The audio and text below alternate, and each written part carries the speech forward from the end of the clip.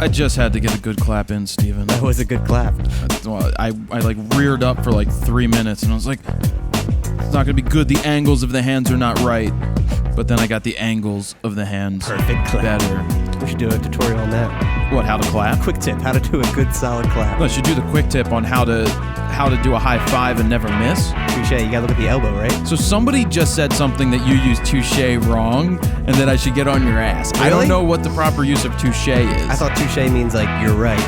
I don't know. Am I saying that wrong? I have no idea, but somebody was like, you should get on Steven. Do I say it that often? I don't think I say it that often. I guess you do if somebody brought it up. I don't know. Maybe you do. People are ridiculous. People can be redonkulous from time to time. It is what it is. They nitpick about the littlest things. Well, yes. It's human nature, I guess. I guess it happens, and we put ourselves out there into the world. I'll make sure never to say it again. In a world. How do I intro this? Same as you intro every video. I forgot my intro. Jared Polin, FroKnowsPhoto.com. Welcome to RAWtalk episode number 75. That's right. We are up to 75 episodes. That is a quarter century. We are almost, we're going to be at 100 at some point. Yeah, close. Because that's what happens. Usually there's 75, then there's 76, then there's 77, then there's 78, then there's 79, then there's 80, and 81, and 82, and 80. You done? All the way to 100. So welcome to another RAWtalk episode. Hope you guys are enjoying it. Have you been subscribing over there on iTunes to be the first and be notified when everything comes out? You could do that, or on Stitcher, or wherever you get your podcasts. Yeah, it's been a short week for us because we recorded Saturday. Sunday we recorded. Was it Sunday? Yeah, and then we did it again Monday. And we did something else Monday for an interview for the future. And so, yeah, here we are again because it's Thursday, and that's RAWtalk Day here at Frono's Photo Studio, or the Fro Factory, or whatever you want to call it. That's what we have here. We're not going to jump in the photo news yet. There's something that the D4S was released last week, so you have everybody's take on it now. You have everybody's commentary on, this thing is horrible. It's not an upgrade over the last one. And it's like, I think I might be one of the only people from I guess Dom Bauer put something up, and I didn't watch it, but Dom was trolling, but not in a bad way, my comment section, and putting in I wish it had a flip out screen, so he was just playing around. But I think the upgrade is substantial as a professional for what it offers. I use this thing for video tremendously. To have the 1080 at 60 frames a second is definitely a bonus for what I'm doing. To have the more battery power, the battery power has been great, so any more is fine. Yeah. But the better ISO capability, it's not about shooting at 400 and 9,000. That's just a gimmick. That's just to show you that it's there, just to say it. But when the top ISO is 25,600 and it's usable, or in between there, you've got 20,000, you probably have about 18, you have all of these different steps. So anyway, I, as somebody who owns a D4, because not everybody owns a D4 or a pro level camera, I'm happy with the upgrade for myself. I'm not going to wait because I want that better focusing. I want what it offers, and I said that all last week. So if you haven't heard the D4 talk, you can check out RAWtalk episode number 74. What were you looking at? No, I heard a phone vibrating, but I don't know if it was mine or not. It's probably not. I mean, it's not mine. Mine's on the desk. Maybe it was in the mine. other room. I don't know. So that was what I wanted to talk about. We did interview Modest on Monday. Modest Yahoo was here for a photo shoot. We're going to hold that till next week, and we will put that one out so everybody can listen to I think it was a really good music interview. It was interesting to see his point of view on the photo pit and photographers at shows, so definitely something to check out. We'll get into that in more detail next week, right before we decide to interview him. Photo news. Do a couple Why don't you start with a photo news story, and then I want to jump into something that else I have to talk about. All right. We got a decent amount of stories, not as much as last week because we just recorded on Sunday, so it's only been about 4 days. And I forgot my glasses. I'm going to go get them. You talk. I'm going to go get them. All right. First up, we have, you'll actually love this, new website called The Image Story. Does just that. It tells the entire story behind the photograph, from the background to the scene itself to the gear used, pretty much, again, everything about the photograph. It even reveals the post-production that went into the image and what you would do if you had a chance to go back and change everything. So it also offers an About Me section about the photographer at the bottom of the story. The site is laid out very clean, too, with photographs showcased in like a grid format, and you basically click on a photograph that photographers submit, and they tell the whole background story of the image. It's just a a really cool concept. The site's currently looking for submissions too. So if you have a good story behind your image, definitely worth taking the time to submit this. It's just good to get your name out there. And if it's a good story, put it up. So what are they doing? Are they paying people? Are they just? I don't is it believe free? so. I think it's just free. Yeah, it's free to submit. So Okay. it's a cool showcase for your image. Yeah, you might as well check it out if you have that story. Yeah, and there's all. It's so detailed. It goes again from like about the actual image, the scene, the gear used, what you would do if you could look back and change anything, and all that kind of stuff. Yep. There's a new Where's Waldo like camouflage photo series that features hidden snipers that are nearly impossible to find in the images. German photographer Simon Menner is the man behind the series, which features Simon Menner. which features military snipers hiding in various landscapes. It's crazy. No! It's insane how like well they blend into their surroundings too. Like I was looking at Petapixel for this specific news stories, and they actually circled where the photographer was, or the sniper, I should say, in each image. But the before images, where there's no circle, you can't even see him. That's if pretty they didn't crazy. showcase where he was, yeah, it's again like a Where's Waldo kind of thing. It's an interesting concept to check out. Another photo series that's just blowing up this guy Simon Menner. So it's just something to really think about. You know, if you're doing a photo series, and It seems to be think about it pretty hard. today. If you have a project, you go and you do it. Yeah. And if it's unique and interesting, now everything's been done before, but there are new ways of tweaking things to put out work that is different than what other people are doing. For sure. You have the ability to get your work out there. And it goes back to putting it online again. If people are still worried about people stealing their images, then don't put them online at all and you'll never go anywhere. Or very few people. You can't say never, but if you're not sharing with the world, I mean, that's how people get recognized. Look at Honey, Humans of New York. Yeah. If he didn't put that stuff out on a blog, he wouldn't have gone global. Now, when we do interview him someday, I kind of want to ask him things like, are you going to get tired of doing this? I mean, Yeah. yes, these are Humans of New York, but at what point? Yes, the stories are fascinating. I love reading the stories on Instagram every day that he puts up a new photo, and because he goes out and shoots every day. But Every reading day, the wow. story, yeah, I think he goes out at different times and he goes to different places. At what point is somebody going to call him and go, hey, we want you to spend a year in London and do Humans of London? And at what point is it going to expand? Because I personally get bored with things, and I guess this is a question I'll ask him, but I get bored with things, and I don't know how long at what point do you want to, at what point does it stop becoming fun for you? I don't know that that's something you could do just 5-10 years and see how it does. I mean, Yeah. I think at some point it becomes, how about Humans of the World? And you're just going to different places. And at that point, you're now seeing some different sides of it. Who knows? That's just me ranting. Yeah, I mean, off. he should turn it into like a travel series or something and go to spend a month or a couple weeks in each city and check it out. I would think that a TV series around that would probably be good on the Travel Channel, the Discovery Oh, yeah, Channel, definitely. where it incorporates photography. Because photo shows just don't work on their own. They need to have some kind of hook to it, and that is a human nature hook. It's pretty cool because imagine that. They go into different cities and they take photos of these people and then they sit and they interview them and they get the story behind it and the photos, and it becomes a human interest piece. People love that stuff. Well, and I'm sure just the context of just following him around and his lifestyle of how he does this and, the lifestyle of a photographer, I'm sure that could also make a background story for Yep. this series if it ever happens. All right, before you jump into the next story, Yeah. I'm going to talk about the new Ninja Blade. Okay. The reason is Atomos is a sponsor. This is their plug point right here.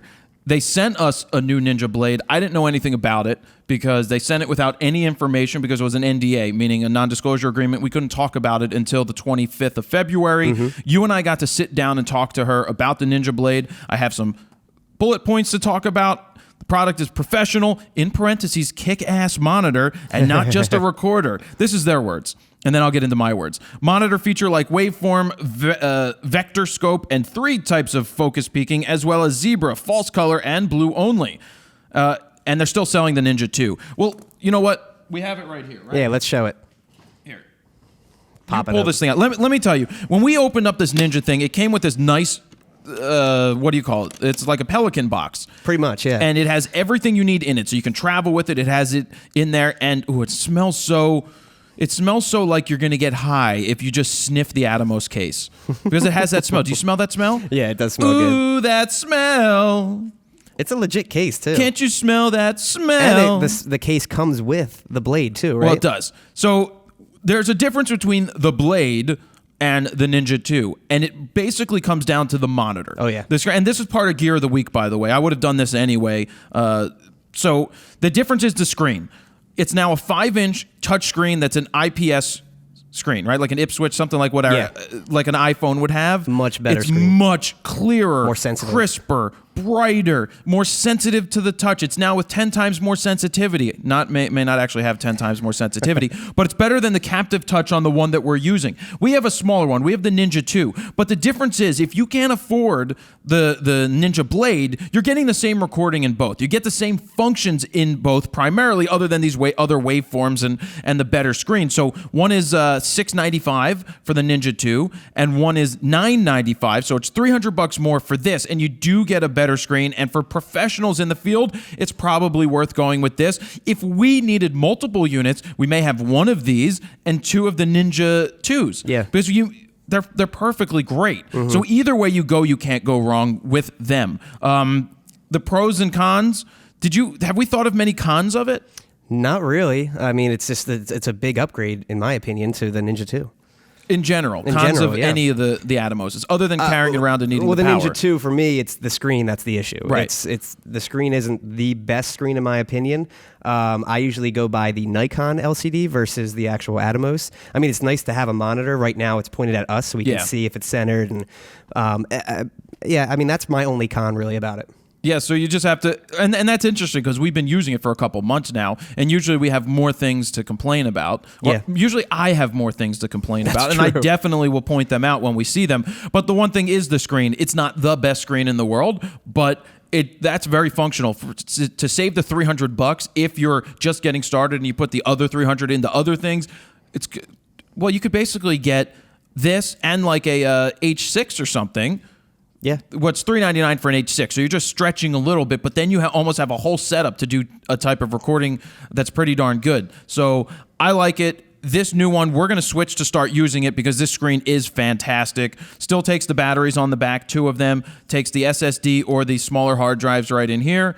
And check it out. It's much better, too, with just color grading and post for those editors because it has the vector scope option. It has those kind of detailed options that a lot of those people want. And the other thing is, too, with the Ninja 2, if you want to just bypass that monitor, you can use your own monitor. It does HDMI out, too, from the Atomos. So. Oh, and also you can use you can plug through the HDMI right into a TV to watch playback. That's what I mean, yeah. So you could plug it on any other screen. Let's get this off the screen or off the table. But yeah, check it out. Go to Atomos' website. Even if you don't think you have a need for one of these or you can't afford it yet, just check them out because at some point you may be able to either rent it or just pick it up and add it into the cost for a shoot because it has saved us a lot of headaches. Yeah. To be able to have it recording full time and to use the better D800 right here, whatever. It gives us a lot of great opportunities. Yeah, and the primary use of it is to get that external recording, the clean HDMI out. So. Yep. All right, back to photo news, please. Back to photo news. Where did we leave off at? So there's already sample footage, or images, I should say, of the D4S's high ISO capability. Speaking of what we were talking about earlier, a bunch of images that compare the D4 to the D4S, ranging from ISO 1600 to 409,600, have hit the web. Was that with the Asian girl? Yes, that one. Because I have comments on this. I'll let you finish before I get into those. So the D4S really outperforms the D4. It has much less color noise, in my opinion. I'd say anything past 102,400 is pretty much unusable unless you're like a PI or something like that. And the 409,000 is just a muddy mess. I mean, that's kind of ridiculous. Totally a marketing ploy on their end, but it still shoots that high. But I will say it's definitely like a stop or two better than the D4. What I hated about these sample images were the fact that some of them weren't sharp. In terms of, like, you're at 1600 ISO and you don't have the girl in focus. Yeah, but I'm thinking it's because it was maybe a display or something, like they could only use it real quick. I don't know. I don't know that either, but in my opinion, when you're going to go ahead and put out sample images, you can't have the D4S one be out of focus and then the D4 one, because I felt that at like 1600, the D4 may have looked better. Maybe it wasn't 1600, but it was something. Oh, really? Where one of the images looked better in the D4, in a couple of them, rather than the D4S. But part of that was the fact that it wasn't in focus in the one camera. So if you're going to do tests like this and put them out, they got to be pretty darn spot on for both. At least that's what I think. But yes, the higher ISOs looked better. Again, it's a new sensor. I don't know what else to say other than it's a new sensor. And this is where the future is going. We know that the ISO is going to continue to get cleaner and better. Oh, yeah. The next step, though, is focusing on dynamic range. Yeah. Like HDR gives you more dynamic range, right? But in the camera, when it's going to be able to get, instead of 14 stops or whatever it is, maybe it's 13 stops of dynamic range, when you start seeing 20 stops and 30 stops, and we're talking years away. But when a sensor is able to get better quality images, where it's getting the highlights and the shadows, this is very similar. I don't know if you ever used a Fuji S5. I have not. You ever seen a Fuji S3? No. Okay, I've not. Fuji used to buy D200s from Nikon. They would rip them apart, take out the sensor, and put in their own Fuji sensor. Then they would put in their own software. The downfall of that camera was it was slow as shit. It was slow, and the software was clunky. But the sensor was, I believe it was either 6 or I think it was 12 megapixels. It was 6 megapixels in the highlights and 6 gathering shadows. So it was drawing from multiple places, giving you the highlight and shadow detail that no other camera was giving you at the time. Wedding photographers loved them. Richie owned one. Richie had an S5, and he loved the colors. The only thing was it was slow. You couldn't shoot that quick. The RAW files took a lot longer to write. That was just... And how can Fuji compete when they're buying somebody else's camera to retrofit? Yeah. But that's what you're thinking. That's the future. When the sensor's going to be able to gather the shadows and the highlights and put them together into what our eyes see, because our eyes see, obviously, shadow and light much better. Oh, way more dynamic range, yeah. That's where we're going with cameras. ISO capabilities will keep changing. Cameras will keep getting quicker. But dynamic range is what needs to go next. Well, what is it? The I think as far as 35 millimeter format goes, full frame, it's the D800, right? That has, I believe that had 13 highest, stops. I think it's 14, 14 actually. stops. Yeah, I'm not too familiar. I don't personally get too tied up in the technological side of that. I don't get too... I want to shoot pictures. That's what I want to do. Yeah. I want to shoot and not really worry about that stuff. And if the camera gives me what I need, that's all I care about. Nikon usually has the edge, though, a little bit by maybe a...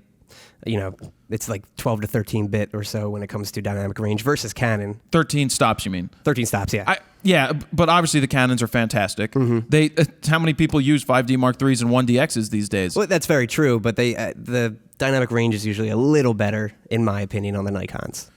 All right, sounds good to me because that's what I use. And I'm a Canon guy, so that's a lot for me. It takes a lot for me to say that. Memory cards. Yes. This is what came in the mail last week. We've got the Extreme Pro 32 gig cards, 90 megabytes a second, UDMA. These are $89 a piece now. That is nothing. And then I've got my 2 XQD cards. And like I said last week, I am officially done bitching about the XQD card. It wasn't the XQD card that I was really bitching about. It was the fact that Nikon didn't make a choice to put in 2 or none. Yeah.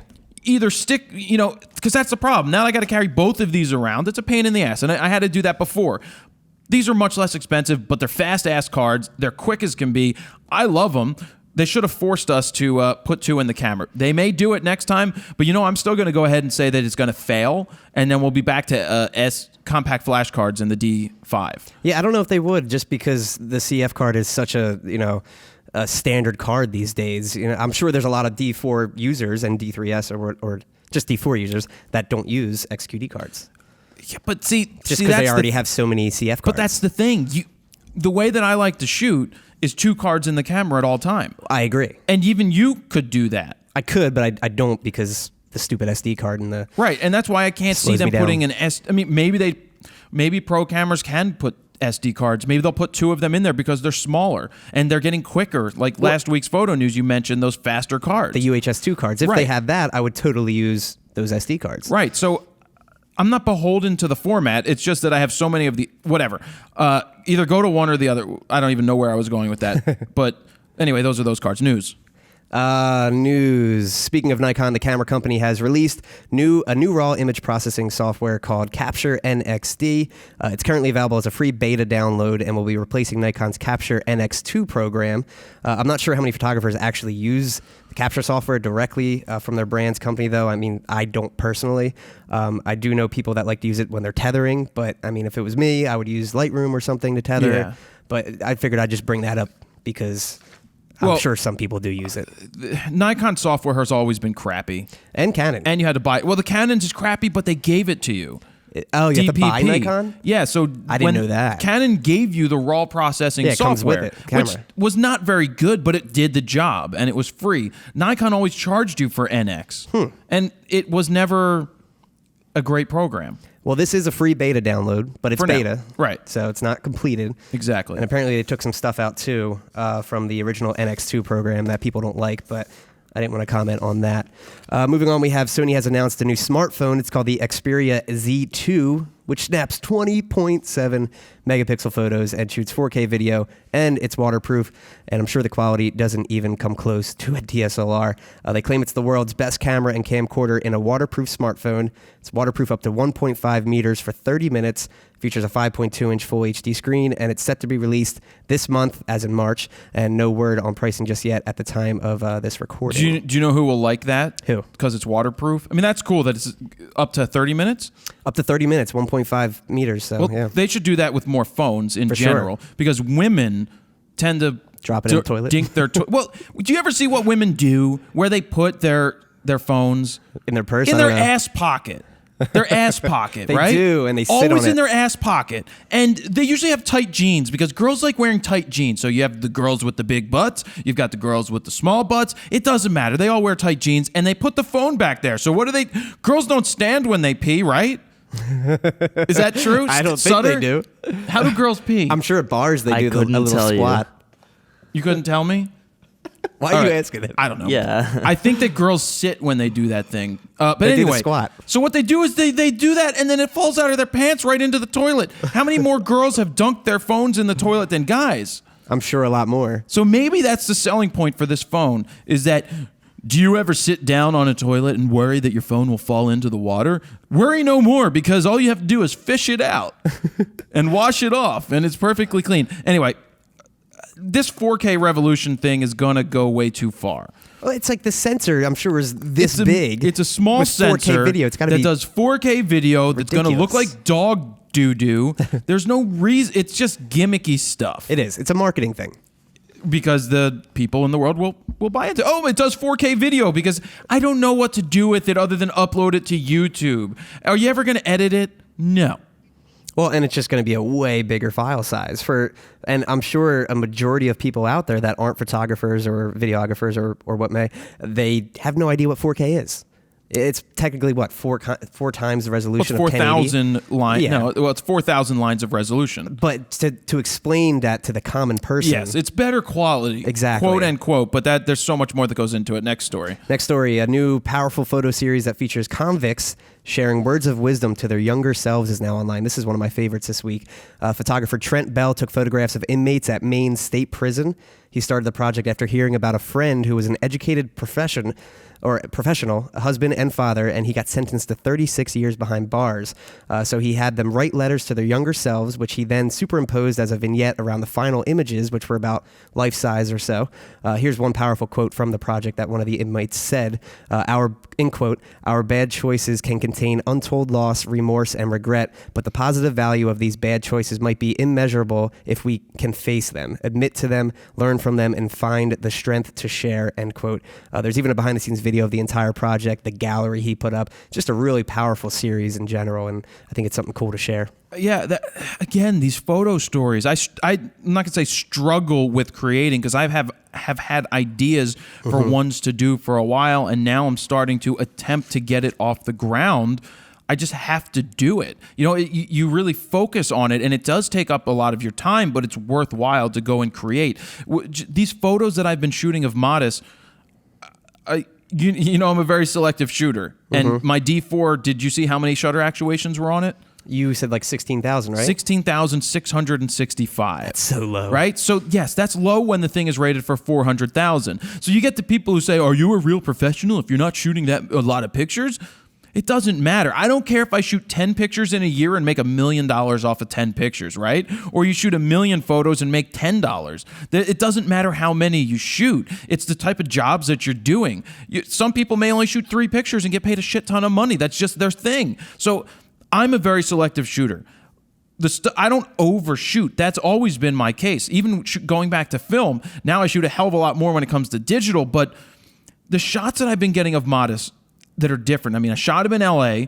I shot him here at my place where we went around, and these pictures are coming to life in the computer when they're processed. And I want to share them so bad, but I can't yet. And that's the dilemma that you face when you do a job, is that you can't show it until the client either approves it or shows it themselves. So I'm just looking at these images, and it seems to be a recurring thing now. This is a reason why I shoot RAW, is that when I sit there in the computer and I'm able to tweak the file and bring it to life, these files are coming to life right in front of my eyes now that I'm looking at them. And how sharp they are, even though I do complain about the D-Force focus sometimes, these are some of the sharpest. I can get sharp-ass images with this camera, and I've done it. Really sharp. You saw how sharp it was in there using the Peter Hurley lighting. Yeah, but it's just crazy. Watching the contrast come to life is so worth it. So I highly recommend that you guys have your own photo stories, no matter what they are. I'm kind of tired of getting emails going, I don't know what to shoot. You have to dig deep. You have to find your way in the world. You have to figure out what you want to shoot as a photographer in order to get better. Everybody has photo stories. Sutter, are you working on a photo story? None right now, but I have some in the bag that I want to jump into soon. Like what? Can't reveal it yet. I don't know if I should say. Don't say it yet. I'm not going to. Does it involve naked women? You don't want people One of stealing them your does. idea. Well, naked women? Oh, geez. Oh, no. Steven Sutter, it's the glasses. No. Oh, no. Steven Sutter is shooting girls. Steven Sutter gets more women than I've ever seen anybody get. He's a pimp daddy. He's a pimp. It's Pimp Sutter. It's I loved what you did with the Kevin Costner thing last week. That was so funny. The photo news was extremely funny. Anyway, so sorry to get off topic. I'm in one of those moods this week, as you can tell.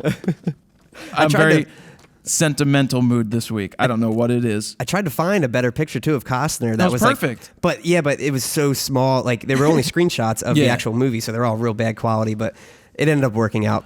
So the moral of the story here, guys: personal photo essays, I don't care if you're making money on them or you're not, lead so many places and can lead to so many places. And I highly recommend that you share them with the world, whether it's on your own website, whether it's on Facebook, whether it's on Flickr, but also on your, you could do the Squarespace thing. Just share your stories out there with the world. You never know who's going to pick up on it and watch it.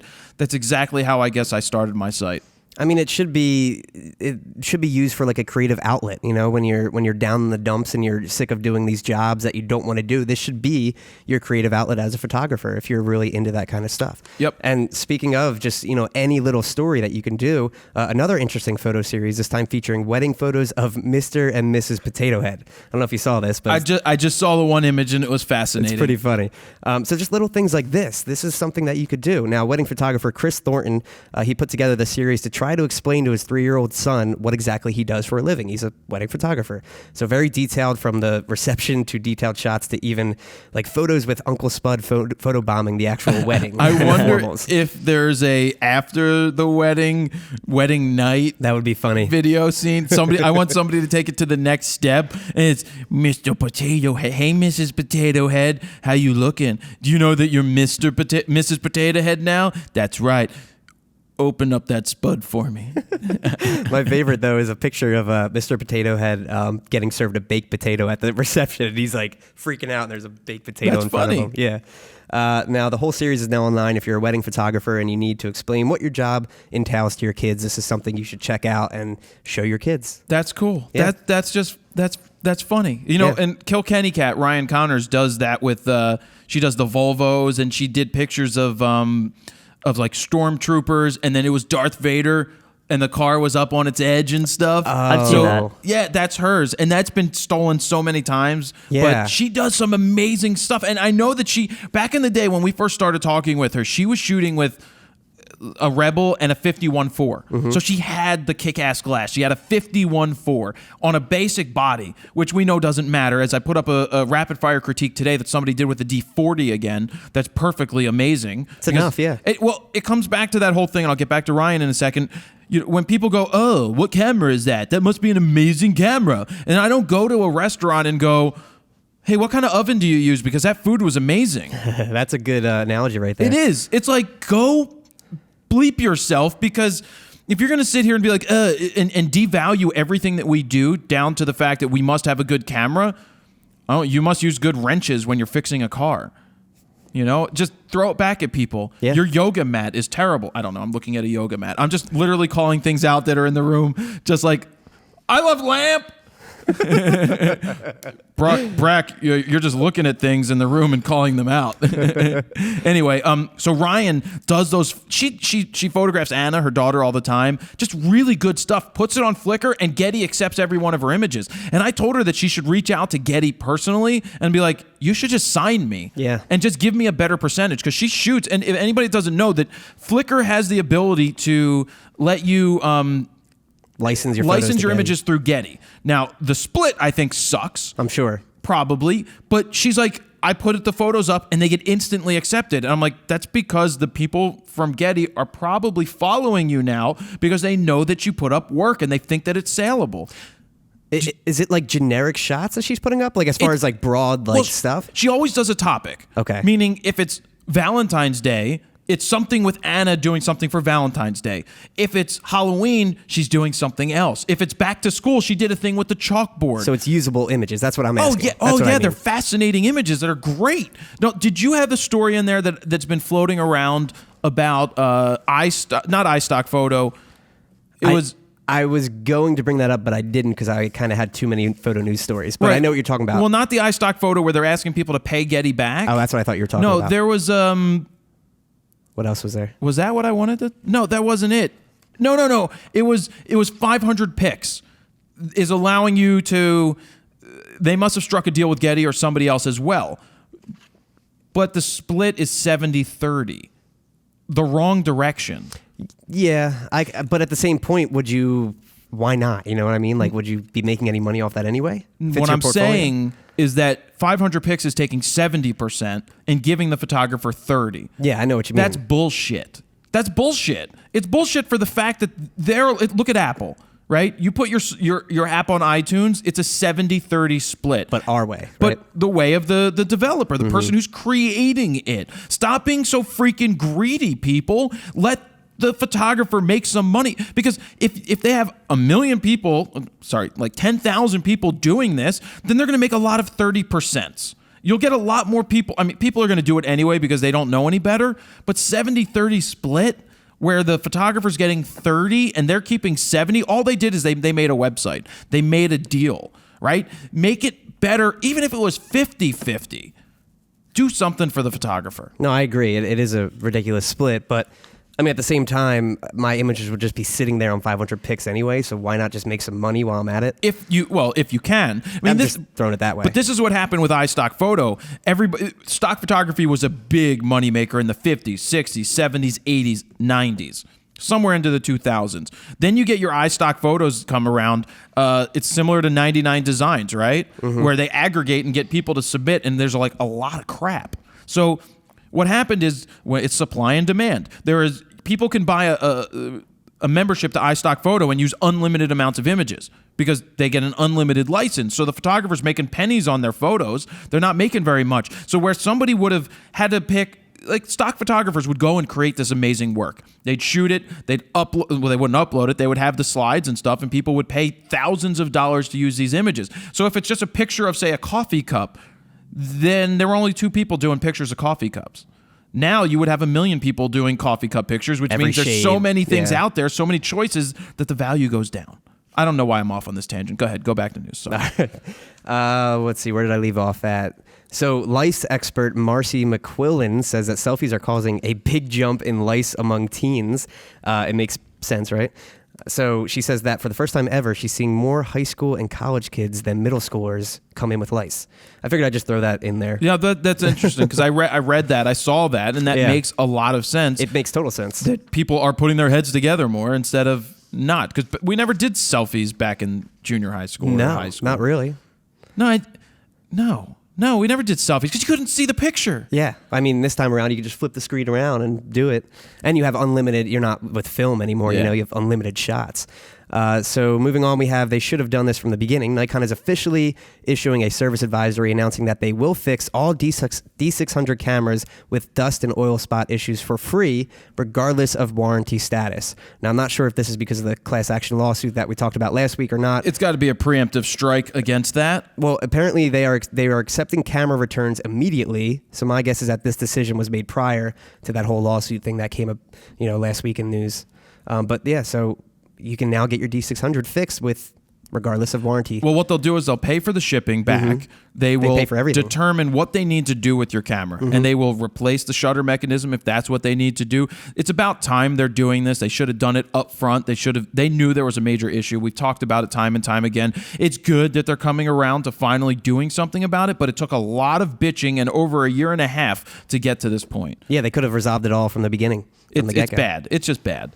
Speaking of Nikon, by the way, with the D4, they silently released a Nikon-branded Black Rapid strap. Interesting. That looks like crap, let me add. Is it gold and is the same Black Rapid color? Or No. It's Nikon. It's actually an ugly yellow. I'm sure Black Rapid's going to be upset at me, but it's an ugly yellow. It's not gold. It should have been like gold. So it's not like your shirt gold. No, it's not like my shirt gold. It's like Nikon yellow. It's like the yellow of the Wheel of Fro when we pull that up. It's that yellow. But the problem is, remember how I had that fight that I wanted that all red strap, one solid color? Well, it seems like somebody lost that debate there because it's black up front and yellow from here back.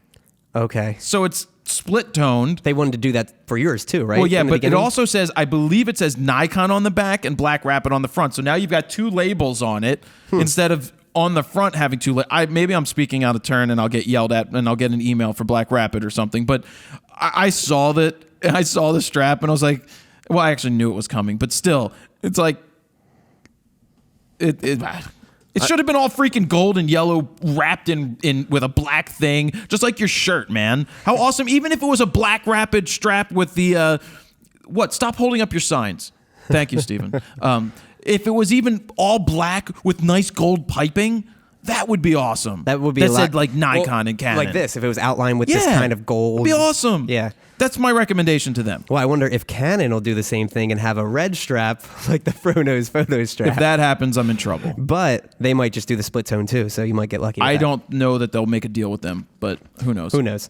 But it's smart as a company when Nikon comes to you and says, we want to make your strap. I always thought they should have included it in the box anyway, but obviously that adds to the price, whatever. Well, is that going to be something that is now shipped with Nikon cameras? Or? I don't think so. I didn't see any more information other than a press release. So just like a Black Rapid exclusive kind of thing.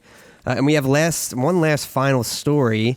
Canon, moving on to them, they're reportedly pulling out of the low-end point-and-shoot camera game as in under $200 compact cameras. The high-end compacts and DSLRs will continue to be manufactured, so I'm assuming like the G1X Mark II and S110 or whatever model they're on now, they'll still be around, but like other smaller cameras that are $100 or whatever, they're going to be thrown out. That's the absolute right move. Well, it makes total sense. And if Nikon doesn't follow suit and Sony doesn't follow suit and all these companies, they don't follow suit, they're stupid. Surprised they didn't yet. Yeah, Nikon needs to save money and do something else. Canon is so freaking huge with the copier division and the video division. Yeah. Nikon has optics and they make some cameras, like right? Canon can take that hit, yet they're pulling this move first. Well, they should pull this move because they realize it's dead. It is dead. It is dead. And I think Nikon said in Japan at the last, C++, I guess I was reading an interview with somebody, and it was talking about how they see a symbiotic relationship between point and shoots and an iPhone.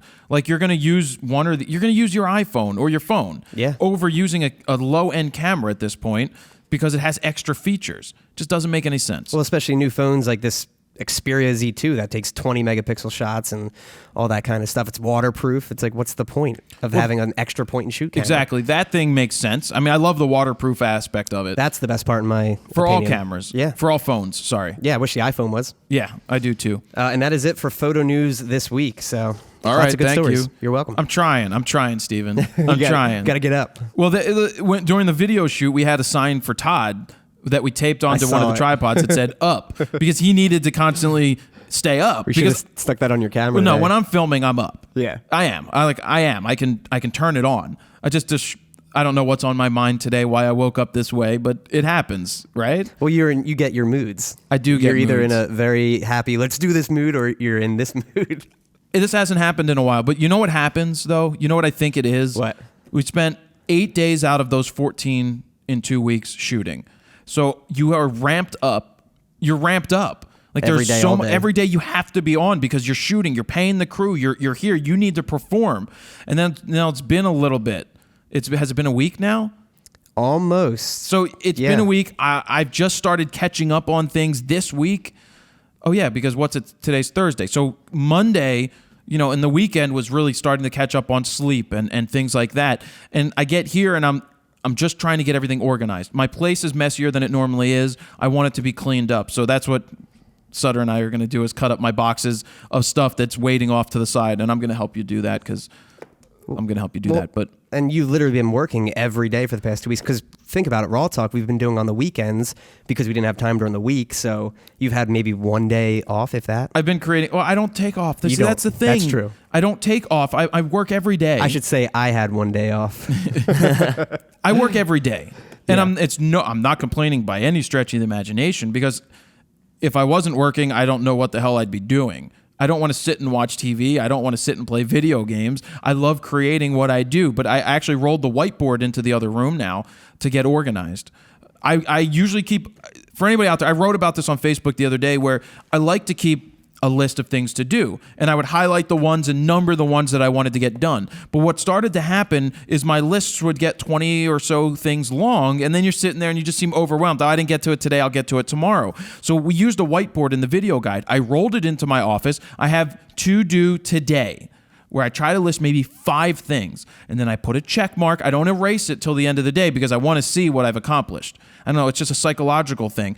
And so yesterday I maybe had 8 things on there, and maybe 2 or 3, maybe 2 of them couldn't get done for certain reasons that they just stayed there for today. But then I have to do in the future, and then I've got videos to make on the right-hand side. So I like doing that. I like physically being able to look to the left and seeing the board there. That keeps me organized, especially when I don't have a list of 20 things, but I have a list of 5. I can do one thing, check it off the list, because it's about being focused. People want to know, how do I get so much crap done? You have to be focused on what you're doing. You can't have all these distractions, and part of it is texting and what's that thing called, Tindering. You're always getting these messages, and That distracts me too. yeah, Tinder, it can distract you. So you got to just eliminate the distractions as much as possible. But no, yesterday I must have worked 14, 15 hours. Started at about 8:30 in the morning, and I just had this whole list, and I just kept working. I did lunch. I had a business meeting in the city, and then I just kept working through. I went and had dinner. After dinner, I came back, and I did more. I don't know. Maybe I'm addicted to work or something like that. I think you are. But I don't have anything else, There's no ladies well, there's plenty of ladies. But there's plenty of ladies that can be around, but that bores me at times. It takes work to have. I work so hard that I don't want to have to work so freaking hard with the ladies. It takes work. No, I know. And I think what it comes down to is making lists. I think they're extremely important. For me, I have a really bad short-term memory. So I try and make a list up in my head, and I forget half of the things I need to do within like 30 minutes. So lists for me are something I need to do. I roll over in the middle of the night and send myself emails. Yeah, well, or me emails. Well, somebody, just so that I can say, hey, remember that thing I told you? Yeah. So I can put it on you. But no, if I have an idea, it gets emailed to myself right away, because I know that it's gonna be gone. And I use the Notes app a lot too on the iPhone. I'm sure there's actually better apps for that, but I just don't really care. Yeah, somebody to look asked me, for 'em. why don't I use something like Basecamp on the computer? We did. We used to use it, but it's not there. I didn't like it at all. It's not open all the time. This whiteboard is physically there, and I can look at it, and I can write shit on it, and I can check mark things, and I can use multiple colors, because I have like 12 different dry erase colors, and I like colors. Yeah, anyway, I just didn't like Basecamp personally. I got Gear of the Week, Steven. Oh, we're up to that now. Well, yeah. What else is there? Then that's it, I Well, guess. we got yeah. Flying Solo. Yeah. Gear of the Week. Fuji came out with the Fuji, they call it a Neo Classic. I wonder if that's like a Matrix thing. This is the Instax Mini 90. It is smaller. I have that other white one, which I kind of like the way that it feels better. That's the big one, right? Feel that. No, it's not the big one. It's by my front door, but It's almost like a square. it's a little awkward to hold because there's too much room on that side where your hand isn't. I almost feel like I keep put my hand there. Because I want a grip. It doesn't have a grip. It does need a grip. The You're other right. one has a grip, but what's Interesting. different about this one is this one's more expensive. This is a pretty expensive Instax camera. much is that? I don't know how much it is actually, but it's got different modes. And where the other ones you could never turn off the flash, this one actually lets you turn off the flash, and it uses a rechargeable battery, which is kind of interesting for a camera that gets 10 shots. The strap that it comes with is way too big. I just want a little lanyard to hang it on my wrist, but it came with a neck strap. So for hipsters, Sutter would love that. Speaking of Sutter, this looks like it would match you with your Get Slick shirt and your nice glasses. Anyway, so I haven't used it yet, but it has a lot more functions and features than the old one. That's nice. So I asked them to send it to me so I could play with it. And then one other thing that came in the mail was a Composer Pro with Edge, trademark, 80 optic. And this is a lens baby. What do you guys think of these lens babies? Have you used them before? Have you had good results, bad results? What do you think? Is it creative? Is it fun? Do you like them? I'm looking for you to tell me what you think. They sent this to me. I'll probably give it away at some point. Because I don't know what I think. I personally don't use these. I don't either. Like, I don't use the Lens Baby Composer, but I know that there's a lot of people out there that use them and get very creative with them. It's just not my style of shooting. So that's why I personally don't use it, but I know that a guy like Jaleel would use something like this out on the street because he can get more creative with it. It's one of those things where you have to take the time and you have to get really creative with it and you have to play around. So I want to know what you guys think. Do you own one of these? Do you have one of these? Should we invite them on as a sponsor? Should we get them on the Wheel of Fro? You guys let me know because they're interested, and I probably just ruined it by saying that I personally don't use it, but I can't lie. I don't personally use one of these, but I know people do use them and get fantastic results for what they're trying to create. Well, and there's a ton of different options. I think they have a whole line of lenses. Now, is that like the tilt shift one it looks like? Well, they're all tilt shift. That's They're all the point. tilt shift. That's the point of a lens baby is that the original one had these didn't have any locks or anything. You literally would hold it with one, you would hold the camera and then you'd move it around, like bend it and twist it and hold it there when you took the shot. So it creates some interesting things. So there's a lot of different, it's really, you got to be creative with it. Yeah. And that's just not my forte with shooting. But I know a lot of people out there, or Sutter, you used them? I've never used one personally. You don't even have a Nikon, so this is a Nikon mount, so I can't tell you to go home and use it. Because I've like lens waxed before, which if you know what that is, it's like you take the lens off the body and you hold it right in front of the lens right in front of the body, like when you're shooting It's not video. actually sealed on, So the light will leak in while you're filming, and then you can adjust your like depth of field and stuff. It's kind of cool. Did you say shit? No. Did he say shit? No, I don't think he did. He's, I think he was about to say it or something. Or I don't know. I don't think I did. I was just wondering because it was like, what? This is something that Steven would probably use as a hipster. Yeah, I'm just surprised you do the light leak thing because I just don't like having my sensor exposed because it's not completely... Yeah, I've only done it a couple times, and it was only for video. I was just messing around because it's kind of cool, like... Yeah, effect. I should just try it one day, but I don't know, I'm too scared. It would look really nice on your 50. Well, we could actually put this... Yeah, it would. We could put this lens composer on the D3300 that I bought and play around and try it out. That's true. But really, what it's about, I want to know what you guys think. Tell us down below or just comment on Facebook about using lens babies, your thoughts, your feelings. I want to read what you guys have to say about that. So that's that gear. And then one other thing is the lens pillow, people. I like how you just casually brought that on the table. This is the 3518G for the Nikon, and it's pretty much the same size as the lens. I am, thank you, first off, Lens, what are you guys called? Plushtography for sending these out. They sent me this one for free. Cool. As a gift. I am thankful that I didn't purchase this because I always thought it was much larger. I did too. Now, the bigger one is definitely worth having. I believe it was $79.99 that I bought it. It's expensive. Oh, yeah. It's expensive, but it is made in America, made in the USA, in America. So that is a good thing. But this is the smaller one. Very misleading on the website on what website? Where did I buy? ThinkGeek. Very misleading because they hold it out and they make it seem larger. Yeah. They really need to put the dimensions or put a ruler up to it or actually have it not be misleading. Now, this is a beautiful pillow. It's put together very well. It's just very small. And like I said, I own 2 of the larger ones that I did buy. I spent $150 with a discount, and I bought them. And I love them because people comment them on all the time. And they're perfect size. This Those is ones are almost good. like a football. But it's I was funny. thinking that too. Actually, it spiraled pretty nice too. Nice. Because the bigger ones almost look like the size of the small ones in the advertisement on the website. So it's misleading, yeah. Anyway, thank you guys for sending that out. I do like them. It's just, I wish we could get the price down slightly. Yeah, I love the concept. It's just, in my opinion, I think they should be a little bigger and more inexpensive. That's what she said. But we're not going to get to Wheel of Fro just yet. We're going to do Flying Solo. First.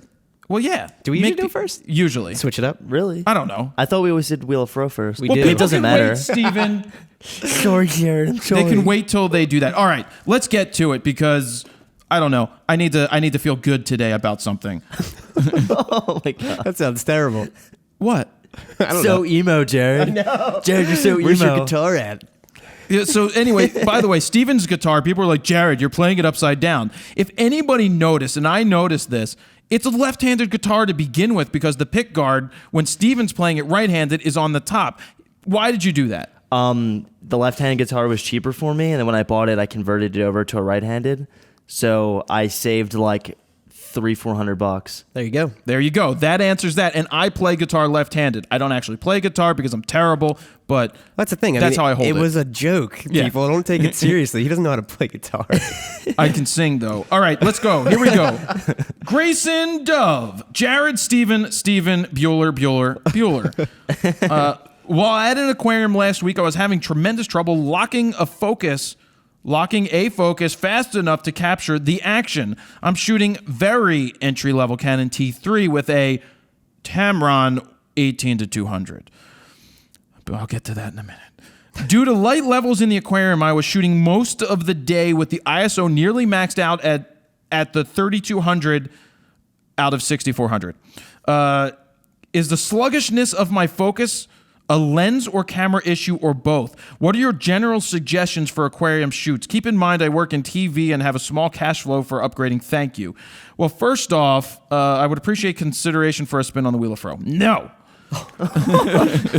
I've already picked this week's person. This is not a function of the camera. It's a function of that shitty lens. Somebody sold you an 18-200 Tamron that should have never allowed you to spend money on an 18-200 Tamron zoom lens. Tamron, you want to be a sponsor now? I don't think so. Oh, got him. Well, but look, so it's not a function of the camera, and it's not your fault, but this is the reason why a lot of people get upset with their cameras. They think that their camera took a bad picture, when in essence, it's the quality of glass that went in front of it. I picked this question for a reason. These mega zooms are terrible. This is probably a 3.5 or it's an f4 to at least a 6.3, meaning out at 200, it's f6.3, which means that you have to max your ISO on these T3s, which is a fine camera for everyday shooting. You say you don't have a lot of money, but you can probably go pick up a Plastic Fantastic that's 50, it's a 51.8 for like $99 or $110. You can do that. That lens is going to give you the ability to get much better images because your ISO is going to drop. You can let more light in, or you can let more light in just at 2.8. Just look at that, 6.3, 5.6, f4, and then you get to 2. That's 4 freaking stops of light better. That means you can drop your ISO from 3200 to 1600 to 800 to 400. It's simple math with the stops things. You're just sitting there. Is this too much ranting? It's not. No, it's good. I'm shaking my head as in yes, I agree. So it's really a matter, and we go over this in the beginner guide. Not everybody has it, of course, but don't let anybody sell you on a piece of crap lens like an 18-200 Tamron. Barely buy the 18-200 Nikon unless you don't give a crap about the quality and all you want is a mega zoom for traveling, which is the reason a lot of people buy it. So anybody selling this, I bet you bought it at Best Buy or Ritz Camera if they still exist. Screw Ritz Camera. Because somebody sat there and said, hey, do you want to have like one lens to rule them all? We know that there's one ring to rule them all, but there's definitely not one lens to rule them all. This is a bad choice, and you probably spent $300 to $400 on this crappy lens that you shouldn't have bought. I'm not yelling at you. It's the lens. It's not the camera. and it's partly you for buying that lens. So those are my suggestions. Moving on. Anything to add? I do want to add, I had a T1i back in the day, and I had L glass on that I borrowed from my friend's dad that used to be a photographer. And I will say it focused perfectly, and that was a T1i, 2 models below. Well, this is just a T3, no I after it. Oh, but there's T3, a lower end model. Wasn't it T3 then T3i or no? No, there's a T3 which is lower, and there's a T3i that are out at the same time. Okay, they do weird stuff like that. Well, I had the T1i, whatever that was like 2 years prior. Regardless of the fact, that is. Yeah, and I had L glass and it focused fine then. And I said that about Kilkenny Cat. I think she had just a T1. It's a glass. It's all about the glass. But exactly. I mean, I can't say anything because that's also I was shooting with $2,000 glass. All right. Well, somebody wants someone to tips for the aquarium. It's going to be dark. You're shooting through glass. You're going to put your face right up against the glass. You got to put the lens right up against the glass, or you're going to get reflections. No flash. Can't use flash. You want to make sure that you have enough light to get a fast enough shutter speed. You want to be at least 1/25th to say 2/50th of a second in order to freeze the fishies moving. They're probably not swimming that fast, especially if they're larger. That's what you need to do. If you're going to try and photograph somebody standing in front of the aquarium, say a little girl just standing there with pigtails going, "Hi, look at me, there's fishies behind me." Well, then you have to lower the shutter speed because she's not going to be moving. That will allow more light in so that you can drop your ISO and then get a better picture. I guess that's an aquarium rundown on how I would shoot an aquarium. I had to do a meet and greet in front of an aquarium tank, a shark tank. And flash it? One of the hardest, and flash it because there was absolutely no ambient light in front. It was one of the hardest things I ever had to shoot. And I basically bounced it. I think I used the Gary Fong diffuser, actually, which did a little bit of a reflection, but it was just enough flash to fill them in and to expose the tank properly, too. But I was shooting at an insane ISO. It didn't come out too good in my opinion. Yeah, well, but it's hard. Yeah, it's the nature of it, man. Yeah, I should have started with this because it makes me happy to yell at people. It doesn't make me happy to yell. It gives me. I'm not yelling at you, Mr. Gets you amped. Grayson Dove. I hope you don't take it as yelling, but I take it. You shouldn't take it. You better not take it. If you take it as yelling, please don't watch my stuff ever again because it's all corrective criticism. And I think it was good information. All right, I'll move on. Abigail Breslin. Just kidding. Abigail Buck. You know who Abigail Breslin is? No, who's that? Oh, what movie, Steven Sutter? I have no idea. Abigail Breslin. I was gonna say, if I don't know, usually he doesn't know either. Little Miss Sunshine. I think I may have seen it. Oh, fantastic. I've heard great things, and I remember my film teacher always raving about it, but I've never watched it. Anybody out there? Little Miss Sunshine, fantastic movie, funny, just really, really a good movie. All right, Abigail. Buckler. As a beginner, is it worth it to have a portfolio review at Photoshop World, or are they going to expect too high of a level of work? So first off, Photoshop World is owned by Scott Kelby. He runs, and that's his thing. I didn't know that. Yeah, he's major. He was big in Photoshop, wrote a ton of books, writes a lot of photo books. I've been looking at Kelby One just to see how membership sites work because I debate that myself. I don't know that I'm going to go that direction because they have 10,000 videos up there. It's really good stuff. I like lynda.com personally. Yeah. But the Kelby stuff is very informative. I just want to create some infotainment that's fun and informative. Infotainment. That's where I want to be. Anyway, should you sign up for a portfolio review at Photoshop World? First off, are they doing photo reviews at Photoshop World? Second off, I don't think you should pay for this crap. For somebody just to give their opinion. Yes, what they do is, how it works is they sit you down and you pay for somebody to review. It could be like $125. It could be $50. It could be $40. I don't know how much it is. It could be $500. Yes, it's like paying. We'll go off on a rant in a second. Remind me. Contests. Jared's writing a note before he forgets. And another reason why I interrupt people so much, if you didn't know, is that I don't want to forget my thought. And I tend to forget my thought if I don't interrupt you, which makes you forget your thought. Yep, pretty much. I know, that's bad. I've worked a lot on that in the past couple years. It has been because much I know better. it's inconsiderate, so I try to write down the note.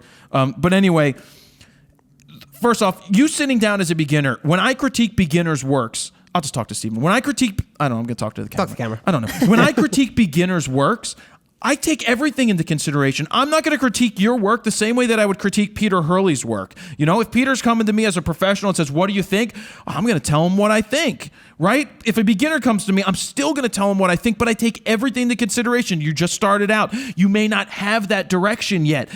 I don't think it's worth spending money. I think you're better off finding other photographers that will sit there and tell you about your work, because what's going to happen, you could sit down with one person and they could tell you have the greatest stuff in the world. You can move on to the next person and they have a totally different take on photography or on your work, and they give you different advice. So if you do decide to do it just to try it out, take the advice, but don't live by what they say. It still comes down to what you think you need to do for your work. What, Stephen? I see you moving. So it still comes down to, I know I'm taking way too long to talk. It comes down to what they think, what you think about your work. Remember that. Take what they say. Definitely don't ignore it because you're paying for it, but see if it fits into what you're gisting with and if it makes sense. I'm going to move on. Contests. I guess I wrote that down. I don't think you should ever pay to enter a contest, ever. I agree. Ever. There's no reason why you should pay to get into a contest. If they have sponsors and advertisers, that pays and they make money. They should not be making money off of you. That's where sponsors and advertisers come in handy. You should not. I think PDN does this too. PDN charges you. When we go to Photo Plus, they have a whole day of portfolio reviews. They charge people hundreds of dollars to do that. They do that. It's a joke. And then charging people to enter your contest, it's $30 a picture plus $5 for extra. Screw you, man. Screw you. Next. Yeah, you guy. Screw you. Yeah. Tico. It's a pretty rad name. How do you? He's asked a bunch of questions. How do you both store your memory? How do you both store your memory cards when doing a job? What system do you have? A case, a little bag, something else? Do you have yours handy? I can grab it. Go grab it, please. Yeah, because we both use the same We thing. both use the same thing. Think Tank. They call it Pocket Rocket. I got two in there. You can grab both. I think it's called a Pixel Pocket Rocket. It's not a pocket rocket that would vibrate in your pants for the women, for the ladies. Can I say it? So I gave this one to Steven. It was the multicolor one that they sent me back in the day. It's cool. So basically, you get your compact flash. You can put your SD cards in here, and you can put your XQD cards. You get 2, 4, 6. You get 10 freaking cards in this wallet. I definitely love using it. So how do we do it? I'm assuming that the cards with the face up mean that they're ready to go. What I personally do is I flip the ones that are shot backwards so that I know that they're already shot and I have to transfer them when I get home. Yeah, I usually just put the ones that I already used on the bottom and then rotate the ones up top and so Again, forth. personal preference. So that's a good question. That's how I store my cards. There's really nothing else out there that's any better than the Pixel Pocket Rocket by Think Tank. And they do other things too. They have ones you can store your batteries in, ones you can store, what else? Every little thing you can think of. They got cool stuff. Yeah. Andy Gibson, how do I get a realtor in the bag? I've been trying for months, but all I get is we use iPhones. What's your advice to change their view? Sutter, you've been shooting a lot of houses. Yes. How did you make it happen? I got lucky the first time with the first realtor because it was my friend's. Really? What was her name? This is my friend's mom we're talking about. Is her name is your friend's mom is her name Stacy? No. Stacy's mom has got it going on. She's all out. You can name the band, right? Three. Fountains of Wayne. Yeah. Because they're from Wayne, PA. Wayne, New Jersey. I did not know that. Yeah. That's a fun fact. Wayne. Let's go ahead. Before I interrupted you with sleeping with the realtor. He wants to know how to get a realtor, right? He wants. I just asked you how you got the realtors, and then I'll answer the question. My first one I got because it was a family friend, and I shot a house for her for free just to kind of try it out. She asked me. You wanted to get back. it wet. You wanted to get it ready to go. I just wanted to get my feet wet, and she needed some houses shot. So that's how I did that. And for other realtors that I've gotten, I've basically went up to them, showed them what I have shot, and said, if you hire me for a couple houses and you like me, I'll do some for free later or something. I wouldn't, unless you're just getting into it, do one for free up front. That was my suggestion to you was, you know what? Have them pay you. And then you work out a deal. If you hire me 5 times, I'll give you the 6th one free. That's what I've done. That's the way to do it. So there is. I put out an amazing proposal to realtors. This was before Frono's Photo, or may have been at the very beginning because I was trying to get into it, where I was going to strike a deal with the realtors. Because one guy would hire me, and then I was like, it's going to be X amount per house, and this real estate company I guess I don't know which one it was, but they said that they'd pay for half and then the realtor would pay for half. But none of the realtors would accept that. Do they not get the fact that it helps? They're going to make thousands upon thousands of dollars on a house. I understand that if it's $100,000, $200,000 house, $300,000 house. But when you get into the 500, 600 million, 1.3, so much money. You get into those houses and you're making 2 to 3% of the sale, sometimes more. You're making so much to invest $1,000 at most in a video and a photo walkthrough that's professional, that's going to go online and help you sell your freaking house. How freaking closed-minded can they be? And they are closed-minded. You've had trouble too? Yeah, it's ridiculous because there's some realtors that are just so happy with their phone, and they don't realize that I've been accredited for so many houses from my one realtor that have been sold because of my pictures, and the people that bought the houses said it was because of my pictures. Wow. And now, see, I got chills, Sutter. You really just turned, my nipples got hard. Did I turn you on, Jared? Right now? Anyway, no, but that's fantastic. You lubed it up. You got your foot in the door. You started to get the jobs done. I'll stop. But no, you started to get the jobs done, and you're making it happen. And the fact that they said it's the photos that made me buy the house. When I saw this place, they had shitty photos, but they had a walkthrough. And it was the walkthrough that showed me the freaking house. Yeah, it doesn't have to be expensive. I don't understand anybody. If you're a realtor out there and you're using an iPhone, shame on you. You're trying to sell. If you're using it, it looks like shit. Hire somebody like Sutter. Hire somebody. You showed me the walkthrough before you owned this place, Yeah. and right away, before you even came to visit it, you were like, "I'm getting this place." Maybe. Pretty much. I was like, this could be it. Yeah. And it didn't You show were pretty everything. sold on it, But no. everything else I saw was just 6 or 7 photos used with iPhones or point and shoot cameras. This, at least they hired somebody who did an okay job. The photos are fine, and it worked because it's the real, and it's marketing. It goes back to making videos, and it's actually part of what I talk about in the next video guide. There's like a 40-minute brain dump. Were you here for that? When I brain dumped on YouTube? If you have to think, you weren't, because I sat at the table and just dumped everything I know about YouTube and being successful on it. I just let my brain go, and everybody's going to be able to watch that and learn from it. Actually, that's the bonus material. That's nice. But if you're out there and you want to make some extra money and you finally get a realtor to bite and to latch onto this, you do the photos, and then you're like, all right, I'm going to put a microphone on you. I'm going to have you tell me all of the specs of the house. Stand here in the kitchen, nicely lit. This house is this. It's located in a beautiful area. It's real close to the major highways. It's in a great school district. There's 3 bathrooms, 2.5 baths, whatever, 5 bedrooms. It's great. It's on a cul-de-sac. Everything is, just point everything out. Then you cut photos to it. It doesn't even have to be a major video walkthrough. You have video and you've got the photos that are going over it. That's how you sell something. That's called marketing and branding, people. And I just applied to speak at this thing called Affiliate Summit East. Mm-hmm. It's a bunch of affiliate marketers, so not so much the content creators, but because I'm an affiliate marketer and a content creator and everything else and an advertiser and all of it in one, I put together my title, and I hope they take it because a lot of people are so white bread with most of these things, cut and dry. I wrote branding, marketing, and how to beat the shit out of YouTube. That was the title I put on my. I want to grab people's attention. That'll grab it. I'll either get it or I won't. They'll either ask me to speak or they won't. But I think that the numbers should speak for themselves. Especially, I see this one guy who buys sponsors on on Facebook all the time. And he's like, I'm just nearing 1 million YouTube views. Let me show you the secret to how to make it on YouTube. And it just I got 38 million views now, 300,000 subscribers. The guy's got like 20,000, and it's like, so in the internet marketing world, you have these people that try to sell the dream, and that's how they make money. I hate that dearly, and I'm moving on.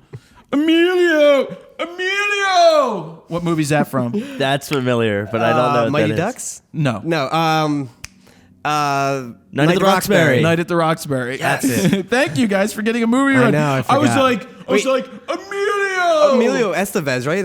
Yeah. You know who his father is? Charlie Sheen's his brother. I forget. And Martin Sheen's his father. Oh, obviously. Emilio Vegas. What were you doing with the girl that was naked with you on Instagram? Perceptions, people, perceptions. She was not naked. I had my shirt off. She had a very low dress on. That was in Florida. She's a friend of mine, and she was. You know what it came down to? I think she was trying to make some ex-boyfriends jealous. I thought you were naked too. But I wasn't. It was perception. I figured you weren't, but it's how it looked. And I knew you did it on purpose. I did it on purpose. All right. Larry J. Vigil. The absolute best way to fundraise for a new lens. Larry, so I'm going to talk to you right now. Let me tell you the best way to fundraise to get a lens. It's called do a job and earn the money. Don't expect people to go out there and give you stuff for nothing. That was harsh. That was pretty harsh. Look, I get it. It's tough.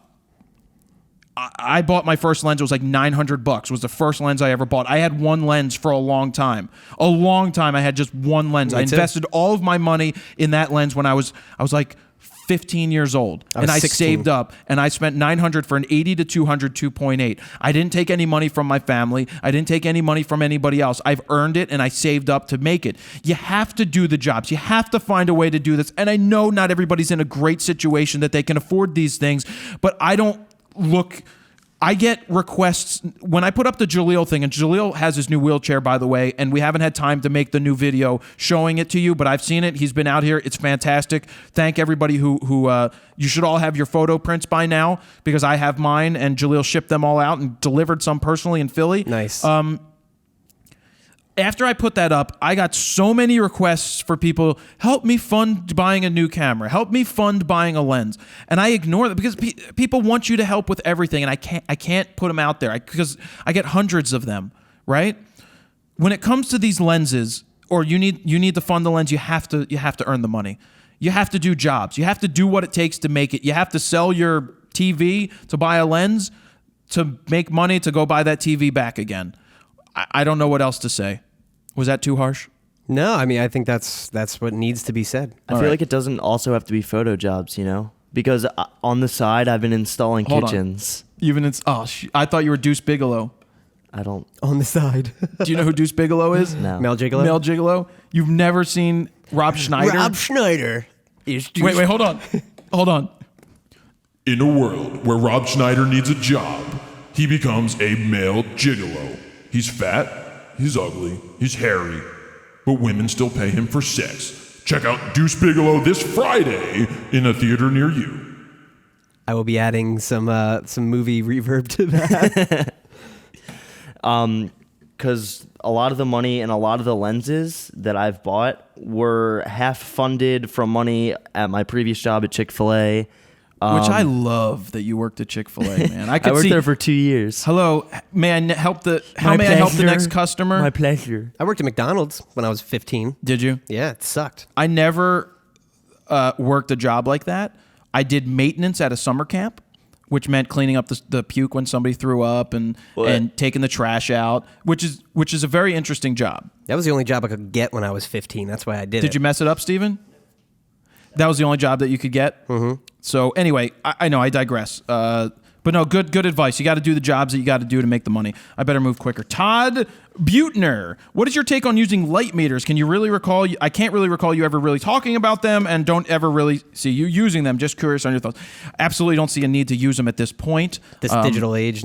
Yes, they work, and I know that Digitech still use them to check their lights. Mm-hmm. But when you're sitting there with Lightroom or Capture One connected to the camera, and you take a picture, that is your light meter. That is how you lock it in, because you're getting those files right there. Right then and there. Yeah, and then back in the day, it was needed. Now you could use it, but it's not necessarily needed. You can use it. Yeah. Dustin Bice, my coworker is begging me to shoot her wedding. I don't shoot weddings, though I know I have the needed skill set. You ever seen Skillet?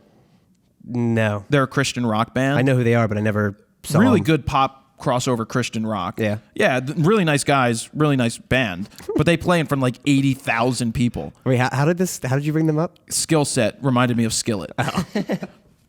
Okay. Needed skill set, and I am confident I can produce great images for them. Do you think I should pick up a second shooter for redundancy or some sort of portable backup system? My biggest fear is losing the images due to gear malfunctions, data corruption. There is so much riding on a wedding. As of now, I only have a 6D to work with, so no dual card slots and no backup body unless a D70 is a backup body. Suggestions. Okay, so yes, a backup system to back up your cards is important. It's important, but worrying about something going wrong is also the predecessor to something going wrong. Yes. I've had clients say, well, what do you do to back up? And what do you do if something goes wrong? And I said, you know what? The more you talk about it, the more likely it's going to happen. So leave me the hell alone. I've got multiple cards in the camera doing dual redundancy, and then I back up. I usually don't back up on location. I don't either, personally. Unless it's two photographers. I like having the memory card and something on a laptop. So if you have that, if you have the ability to do that, that's good. But here's a recommendation. If you're using 16 gig cards, use 8 gig cards. Get extra ones of them, you know? He's got a 60, so you need at least 16 gigs. You shouldn't get more than 300 pictures on a card. Because what if one card goes bad? Then you need multiple cards. Don't put all your eggs in one basket. Should you shoot the wedding? That's up to you. She's begging you to do it. Second shooter, absolutely have somebody there to help. Even if you don't use their images, just have them there to do the work that you need them to do. Yeah, agreed. I just had a coworker actually ask me if I can shoot his wedding, and I turned him down because I just don't have time, and I don't really want to also. All right, Gary Lofgren, tripods. Like much gear in the photo world runs from super cheap knockoffs all the way up to astronomical priced top-of-the-line gear. What is a reasonably priced range to stay in for legs and a good ball head for a more advanced amateur shooting a D7100 with pro glass, wanting strength and solid performance, but gear isn't paying any bills or being... Okay, look. You either buy a shitty tripod or you buy a good one. If you buy a shitty one, you have to buy a good one at some point when that thing fails or breaks your camera. Tripods don't have to be terribly expensive. I know that I spent like $400 for my maybe $420 for my Manfrotto, the 055 MF4. 4 meant the 4 leg column, 3 legs, but four extensions. I spent $400 on that thing roughly 8 or 9 years ago. And you see that I use it still all the time. On the opposite end, I've spent probably about $50 on this POS tripod that I bought probably 5 years ago, and it's like split in half in my trunk that I haven't used like since. Right. So a good recommendation. We used to have a sponsor. What were they called? We use their tripods all the time. Vanguard. Right. 265 AGT. 263 AGT, 263 AB. Alan carries these. You can find them. A 263 something. They have those, and they have more expensive. You're looking at $280, $230 to $280 with a head. I think you need to spend around $400-ish to $450 for quality tripods. Yeah. If there's aluminum and then there's carbon fiber. Carbon fiber is going to be much more expensive, but it's also lighter and it's pretty good. But to spend $280 for a tripod and a head that Vanguard makes, I'm very happy with the quality of tripod that they make. There's plenty of other options out there because it seems like tripods have been copied out of China very often now. But there's Alan carries Mi Photo and Ben Rowe. I've liked the Vanguards pretty much myself. I love the grip that they have too, but I'm sure that's been copied, like you said, a million times. Oh well, there's that ball grip that you have there, and then there's the one on mine down there that I like the one that Manfrotto makes more than the one that Vanguard makes. I like that one better. See, in his personal preference. Yeah. But having that, I like a grip head. You've got multiple things. A grip head is like a gun mount. You pull the trigger and you can move it any which way. Mm-hmm. Then you've got the 3-stop ones where you loosen this and it rotates. You loosen this and it flips the camera, and you loosen this and it goes forward and backwards. That takes longer to do. Way longer. I like having this. And if you're going to be doing video, you may want to look into a video head. Yeah, video heads for sure. If you're doing video. Dave Cohen, when shooting video, do you prefer new AFS VR zoom lenses or older AIS manual primes? I personally stick with what I've got. I don't use any of the old AIS primes to shoot video. There's no reason why I couldn't. I personally use the autofocus to lock it in first, or I have a big monitor on the back of the screen that helps me focus it. Either way you go, you can't go wrong. But if I already own these lenses, I'm not going to go out and get some other older ones. Good? Mm-hmm. Corey Hartz. Jared, if you did not have all your nice gear, yet still had your portfolio, do you think you would be able to acquire new clients boasting only an entry-level DSLR and a few beginner lenses? My point being that many customers see big lenses and immediately think pro. Do you see big penises and immediately think porn star? I don't know, maybe. Look, if I had this portfolio and it was created with that type of gear, I don't give a crap what I shoot with. The work speaks for itself. If you show a client and they go, well, what did you shoot this with? And that's what they care about, then you're probably not going to work with them, because if they're not looking at your work as a representation of what you do and they care about is gear, then they don't really care about quality. They don't know what I said this before on a podcast that back in the day I had a D2H, 4 megapixel pro body, 70 to 200 at the time, 17 to 55 2.8 DX, 51.4, 16 fish, 10.5 fisheye at the time. And a guy called me and said, my photographer has to have at least 8 megapixels. Has to have at least 8 megapixels. I said, I have a professional body that's 4 megapixels. It's 4.1. Has to be 8. I'm like, so let me just ask you this. A Rebel right now does 8 megapixels, and it's a piece of crap. I have a professional body with professional glass, and you're telling me that that's not good enough? Did you look at my work? That should be all that matters. Obviously, I didn't get the job because I wouldn't have done it. But that was a discussion we had back in the day. Joseph C. Halliday.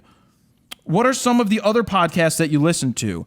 I listen to a lot of Kevin Smith podcasts, as in Smodcast, which is a really good one that he does with Scott Mosier. They just talk about, they smoke a lot of weed, get high, and just talk. It's kind of funny. Go back and listen to a lot of them. There's so many of them. They've been doing it for 6 years, I think, wow. or 7 years as a podcast. And then they do this other one called Hollywood Babylon with this guy, Ralph Garman. It's a live show that they do in I actually saw it live when they did it in Philly, but they do it in LA every week, and it's really cool. It's funny. It's vulgar. If you're not into vulgarity, then Kevin Smith isn't for you. He's a guy from Clerks, if anybody didn't know. I used to listen to The Nerdist, but I got so tired of the quality of the audio being so bad. I don't understand how they could be one of the top podcasts in the world and have just shitty audio. And then I used to listen to What the Fuck, WTF, the WTF podcast. That's what it's called. That's Mark Maron. Mm-hmm. Sometimes he has good interviews and sometimes he doesn't. Sometimes he gets overwhelmed because they bring in musicians, but he doesn't know anything about them. So I don't like when they bring in people for him to interview because it's a huge podcast. It makes a lot of money. I don't like when they bring in people that he doesn't know anything about. Yeah, because he doesn't know anything about their genre or what they're doing, so it makes for not a good podcast. So those are some that I listen to. There's nothing in the photography world that I listen to myself, personally. You listen to any podcasts? To be honest, no, I really don't. Besides this one when I edit it. No, not really. What do you guys listen to? Leave some comments down below. Let us know what you listen to for podcasts. Siddhart Bhavani. Secondhand 1D Mark IV or 5D Mark III? It's absolutely no-brainer. I would say 5D Mark III. Absolutely. First off, the 1D Mark IV is 1.3 crop factor. It's not full frame. Yes, it's a fast-ass camera, and it's a professional camera, but you got to remember that a newer camera that's less expensive than an older camera that used to be the best is still better. It's like taking a D3300. Would I take a D3300? Would I take a D3300 over a D2H right now? Absolutely. It's just so far beyond. That's 8 years. It's just so much better. Oh, I agree. So it's not about that was the pro body then. It's not the pro body now. Best that you can get right now is the one that you should go with. Yeah. And it also depends. I mean, are you shooting sports? Do you want that crop factor? Do you want that high speed, rate? That's true, but I still think I'd rather take a 5D Mark III. It's quicker, great autofocus. It's not quicker. It's quicker. It may not be quicker yes, better quality though in images. It still shoots 5 frames a second? Yeah. That's plenty fast. 6 frames. Better autofocus system. Yeah. So that's my look on that. Yeah, I would definitely grab that too. Marco Gomez. Hi, Jared. I've been shooting for almost 2 years and have got almost all my knowledge from you and the Fro Nation. You critiqued my work early on, number 27, so rapid fire critique 27. The question is this. I've been wanting to make a career from my photography for a while now. My friends and family say I should go for it, but even though I think I'm quite good, I worry that I won't be able to deliver to a paying customer. Bear with me, it's a long question, but it's still good to say. There is unfortunately a chance that I may be made redundant at work, so it might be now or never. I think what redundant means at work, meaning they have 2 people that do the same thing, so they may fire somebody. Do you have any advice on how to get over the confidence wall? Realize this might be a tough one to answer, but any advice would be appreciated. I can even post more recent work from critiques updates if you fancy. Thanks for all you do as well. Appreciate it. Even the... I won't read that. He said something else. But how do you get the confidence? You get the confidence. If you're not confident in your, and this my dad, you want to talk about something, when I was starting to drive a car, he would say this: if you are afraid to drive, you shouldn't be driving. If you're afraid to fail, you're That's a good way to put it. Yeah, I mean, I know what you're saying. So you have to be, if your work speaks for itself and you like it, you are confident. It's not easy to turn this into a full-time job. I still think the best thing to do is keep your full-time job and start taking days off where you need to get jobs done. You have to make sure you have something to fall back on, because there are a lot of photographers and not everybody's going to make it. You still need to have an income. You still need to find your way. You still need to do those odd jobs like building kitchens, like Sutter was saying over here, while he still does photo jobs. I still think having multiple jobs and multiple sources of income is extremely important today. I totally agree on that. But good luck, man. Good luck. Ryan McVeigh. I own a D7100 and I have good glass such as the Nikon 24-70 2.8, which I still think is not the right choice on a DX camera. Everybody asks me this all the time. Should I buy the 24-70 2.8? No, it's not wide enough. If you don't own anything wider on a DX camera, I don't think it's the right choice. It's not a portrait lens. People are like, is it great for portrait? It's not a portrait lens. I mean, my whole thing was when I had my 70 is I bought the 24-70 L lens for Canon, but the reason I did it is because I knew I was going to be upgrading to full frame. And I also had a 16-35. But you had a 16-35. You had that wider option. Yeah. I was actually the opposite of that. Sorry to interrupt. You went the other way? Yeah, I had my first lens was my 70-200. Then I got my 24-70. Then I got my 16-35, and I'm still on crop. Actually, I will say my first lens was 70-200 when it comes to L glass, and then I switched to 24-70, then 16-35. So I kind of went your route, but is that what you said? Did you say the same thing? Yeah. All right. Oh, then I went the same exact route. Okay. Then. So his question I continues. think. I don't He know, goes, whatever. if I upgrade to a camera such as a D800E, will I really see much of a difference than what I am shooting now? By the way, I shoot portraits and weddings. Well, yes, absolutely you'll see a difference, but the D7100 is brand spanking new. Why would you dump that for D800E unless you really need it? I don't think... If you're seeing that your quality isn't up to par with your D7100 and it's holding you back, then sure, but at this point, I would not be selling the D7100. I would get the glass for it. And that's where the 70-200 comes in handy, but the 24 is not wide enough, especially for shooting weddings. That 24 on that camera is almost a 50-millimeter lens. Yeah. That's not, you can't shoot groups that way. So I wouldn't buy the D800E. Invest in glass first. I've always said glass. Yeah, I don't think the quality factor would... I don't even think he would notice the quality, really, Probably between not. 7100 and 800. No. Jason Ragsdale, have you or Steven ever shot with a green screen? If so, what do you feel is good post-production software, and do you create your own background images or buy stock photos? All right, I couldn't get to the end of this question fast enough to yell at anybody that thinks that they can use a green screen to take photos. It looks fake. It's always going to look fake. What? Does he mean photos or video? I'm reading this as photos. Okay. Video is a different animal, but he said buy stock photos from somewhere else. So I'm thinking that means that I've seen this done. And any company that tries to sell you on a green screen for photos that, oh, it's great, put people in the wilderness, put people on the beach. It's crap. It looks like crap. And I can't be green screen because of the way my hair is. It's just not going to work. I don't recommend at all getting a green screen for shooting still images. I don't. I mean, even if you're shooting like portraits of class portraits and stuff, and you could replace the background, sure, that's maybe the only time I could ever see it. But for everyday, for any professional job, absolutely not. I don't think you really need it in the day of Photoshop. I mean, it doesn't make sense. I'm assuming he's talking about video, but... He said stock photos. But is he just saying add stock photos in the background, As the background of a video? That's what I kind of was That's thinking. what I'm reading it as. I'm reading it as photos all the way. But video, I mean, I've been green screened and chroma keyed myself, shot-wise, but I've never actually filmed using green screen. Right. Ben Modica, why is the hair on your logo red, but your hair is black? Have you ever considered dyeing your hair red? First off, your monitor calibration might be off if you think that my hair is black, one, and if you think that the logo is red. This is what they're referring to? This is more of a blondish brown hair color. That's just what the designer came up with, and I thought it was perfectly fine. My hair is brown. My eyes are hazel. My hair is not black, and the logo's hair is not red. I could see them confusing your hair for black. I could a see little that, bit, but not the logo for this red. being red. There must be a colored problem with your monitor. David Hertel regarding speed in parentheses or in quotes of lenses. This has been question in my head for a while. I have a 50 millimeter 1.8 and I have a 24 to 70 2.8. Does the 50 set to 2.8 let in more light than the 24 to 70 at 50 2.8, or is 50 millimeters at 2.8 basically the same no matter what? It's 2.8. Yeah. So it's most likely going to be just about the same. So there's differences when you get to a fixed lens and a zoom lens. You may get sharper. Okay, this is what I've always found. You have a 51.8 and you shoot that at, say, 2.8. It's going to be sharper at 2.8 than a 24 to 70 at 2.8.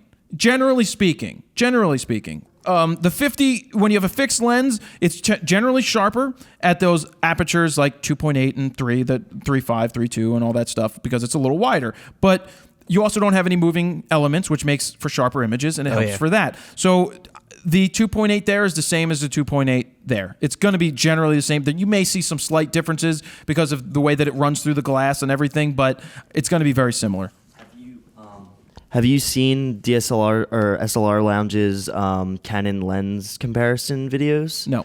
Not to like throw anyone away from you, but they took every single lens Canon makes and is comparing every lens at every focal length between zooms and primes and between different models, like the 50, 1.2, 1.4, and 1.8. They compared all three of them, and it's really cool. It's actually something interesting. You might want to Definitely look something, at. that he should check out. Because they've done that. Yep. Exactly. That had to take forever to do.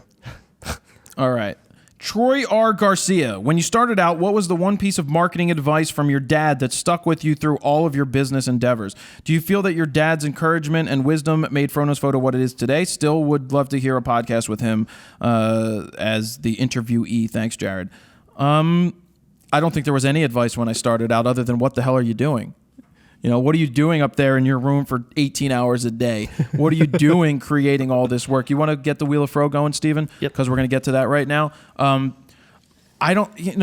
advice that he gave us when we grew up was do what makes you happy. Work for yourself. And whatever you do, you better be damn good at it or put your whole into it and not do it half-assed. He's been always a big proponent of don't do things half-assed. That's a good way to put it. Really what it comes down to is don't enter into something if you're going to do a half-assed job. So that's that. He didn't. There really wasn't much advice because it wasn't much of a. He didn't have anything. He didn't know anything about what I was doing. So he didn't know the internet. He doesn't know how this all works. So he didn't really have much business advice other than the things I've always learned in the past. Just treat people well, answer their questions, tell them in sales wise that if you don't think they should buy something, tell them that. Be honest and unmerciful. Anyway. It's time for Wheel of Fro, Steven. Time for Wheel of Fro. On the Wheel of Fro this week is the same thing that we have on it every week until I add some new things. We've got Rode microphones. Thank you to those guys for having Rode microphones and being a sponsor. We use the Rode broadcasters each and every week here. We have 3 of them set up. We've got Think Tank Photo. They give some bags. We got my Frono's Photo flash guide. We've got Adorama Picks, who does fantastic prints at a great price, in my opinion, and you can get photo books. Check them out. Borrow Lenses gives $200 or $250. Squarespace will give you a free business year of Squarespace. If you want to check out and get a 14-day free trial, go to squarespace.com/fro and use code RAWtalk if you want to go ahead and purchase and get 10% off. Lexar, they have the Lexar Smart Hub that we use. We have the question mark. We don't know how well balanced this wheel is, but did you guys tighten it up? A little bit. Steven fixed it. It's tightened up a lot. No, it's trust me. You when you spin it, it'll be fine. All right, and we have on there the question mark. So before I tell you who it's for, I'm going to spin it. Wheel of Fro!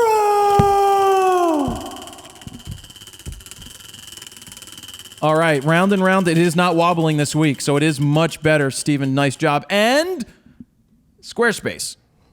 There you go. That's on Squarespace. All right. So congratulations. You can remove it. The Wheel of Fro winner this week is Andy Gibson. Andy Gibson, congratulations. You have won a year of Squarespace. What are you looking at?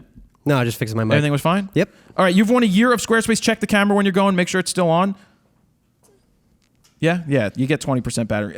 So congratulations, Andy Gibson. You've won the Wheel of Fro this week. For anybody looking to spin, I pick from... I'm going to start picking the Wheel of Fro spinners from the email list for the DSLR video guide. So where you can go to that is you can go to fronosphoto.com/DSLR-video-guide. That makes sense, and the link is there on the page. It's really easy. You can't forget it. DSLR-video-guide. Sign up there. You'll get information as I release it about the new DSLR video guide. I'm preparing all that now. Part of the reasons why I'm just so busy and overwhelmed with what I'm doing, so that we can roll out behind-the-scenes looks and just get you guys familiar with what's going on. But that is where I'm going to pick the next Wheel of Fro winners in the future. So that is that. Sutter, thank you for your help. Anytime. Thank you for the photo news, Mr. Eckert. No problem. I want to thank Gear of the Week people. Actually, I bought this stuff. Actually, I didn't buy this. I didn't buy the Fuji. I didn't buy this composer from Lens Baby. I want to hear what you guys think about that. I didn't buy that lens pillow, and I actually didn't buy the Atomos. So I wanted to I bought these cards. I personally bought these cards, and I bought this glass and these buttons. So really, thank you to Atomos as being a sponsor and a supporter of what we do. We wouldn't be able to record this the way that we do without their help. Check out the new Ninja Blade. That is a fantastic option if you guys are looking to do video, and so is what's the other one called? The Ninja 2. Mm-hmm. Great options. How much time's left? You have plenty of time. I was just checking to make sure they're still going. All right, thanks, Sutter. So thank you to them. Thank you to Rode Microphone. Don't forget, Rode is running a contest. This isn't... Whatever. They're running a contest, $70,000 in prizes. Go to their Facebook page to check it out. Sutter should probably enter. Anybody should enter. The only thing that I guess is a prerequisite to be in the video when you're making it, it has to have a Rode microphone somewhere in the video. So go pick up a Smart Lav, go pick up something, or you already have something. It's worth the shot. They showcase it. People may see your work. I don't care if you have a D3100 to shoot the video. You never know what people are going to like. So you have a chance of winning some fantastic prizes. Go ahead and try it out. allenscamera.com, photo stuff, Squarespace we talked about. I'm a little better than when we started. Yeah, you definitely upped your ante from the beginning to now. It happens. It's just... You woke up. I woke up fine this morning. I had stuff to do. We're getting my custom-made desk and shelving units made in the other... My guy was here to do that, to take the measurements. I got a red Formica countertop. It's going to be fire engine red. I'm not sure what color we're painting the cabinet, but I'm putting these... It's going to be 8 feet wide by 10 feet high up on the wall. So that's where all my photo books will go. That's where we'll store all of this gear. That'll be nice. It's going to get me more organized in there. And it's going to start 2 feet off the ground, a little over 2 feet, so that we can put the bags underneath it still. Oh, I cannot wait. So we got that, and then we got that extra desk. We got that desk being built that's going to have a secondary shelf, so we can put printers, you can put Drobos on top. I'm going to have my old iMac in the middle so you guys can come over and use it, stuff like that. It's going to be... I'm looking forward to it. It's important to have an organized office. An organized solution for, what you have. Because it's very not organized. That's the one room in my place that is left not put together well. Yeah, I would definitely And you can say that. So that is going to be it, guys. That is Raw Talk episode number 75. Be sure to sign up on iTunes to be a subscriber. You can use it, their podcasting software, just so that you get it as soon as we release it. Stitcher has it. Other places have it on Android. Whatever you need. We put out the audio first, then we put out the video. All the photo news that we talked about, the way to get that is you click on the link down below and it takes you right to there. Jared Polin, fronosphoto.com. See ya.